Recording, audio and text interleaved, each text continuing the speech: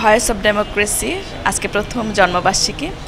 আমি voice of ডেমোক্রেসিকে শুভেচ্ছা জানাচ্ছি এবং এর সাথে জড়িত যত কলাকুশলী রয়েছেন, প্রতিষ্ঠাতা এবং সদস্যসহ এখানে যারা কাজ করছেন, স্টাফ রয়েছেন, সদস্যবৃন্দ রয়েছেন, সাংবাদিকবৃন্দ রয়েছেন এবং উপস্থাপক রয়েছেন, সবাইকে সেই সঙ্গে শুভেচ্ছা জানাচ্ছি। আমি আশা করছি যে ভিওডি সত্য এবং বস্তুনিষ্ঠ সংবাদ পরিবেশন করবে এবং এই সংবাদ পরিবেশনের জন্য সবার আগে কোনো কিছুর সাথে তারা কোনো আপোষ করবে না এবং দেশের নিপীড়িত, নিগৃহীত, নির্যাতিত মানুষের পক্ষে কথা বলবে, বাংলাদেশের স্বার্থের কথা বলবে।